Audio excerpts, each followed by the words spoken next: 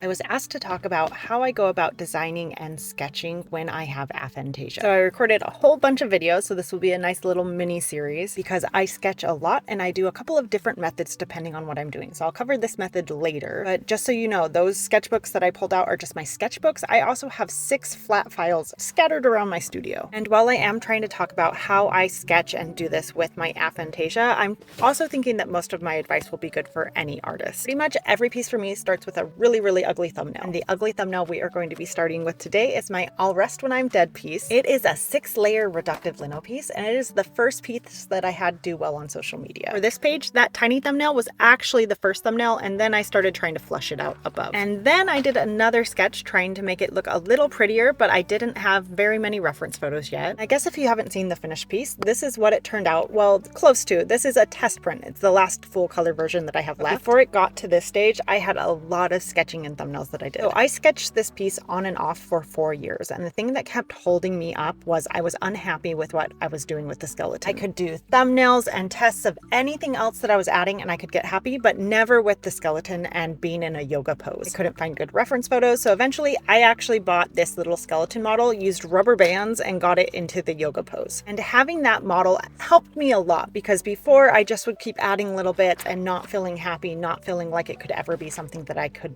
actually complete. And I really struggled to find any digital resources that would even remotely put a skeleton into the pose I wanted. Once my designs are to this stage, I frequently end up doing the flip book method that I show a lot. Because I cannot visualize anything, if I erase something when I'm sketching it, it is gone. It does not exist for me anymore. I know if it doesn't look as good as it was before, but it's gone. So this is actually one of my favorite tools. I am analog. If you were using a digital one, you could just do a layer, but this method really helps me be able to get my ideas flushed out without losing everything when I'm working. Plus, it's really fun to flip back and forth. The skeleton took the longest to finalize, but once that was done, everything else was much quicker. The next up, I did the harpies, and those ones I did talon studies. I did all sorts of stuff, slowly flushing out the poses, the elements I wanted to include, and things like that. Creating these was really out of my comfort zone because I was combining something I'm really familiar with, which is figures, with mythical beings. Which now, if you know the series that I'm doing, that sounds kind of silly, but it was out of my comfort zone. It kind of still is out of my comfort zone, but I've been doing it for a while now. This one I moved into using tracing paper. Now I would recommend using vellum paper because it's stronger but still translucent. Similar to the flip book, I made revisions to what I was going to do, and then I was actually able to use that directly to transfer onto my blog. I do feel like I frequently have to sketch more than other artists who are able to see with their brain because I have to do so many revisions to get to a place I like, but honestly, doing revisions are helpful no matter what level of visualization you have in your brain. Right, this was my first one like this. I will do another one. Hopefully this was at least a little bit helpful and will convince you to sketch a lot.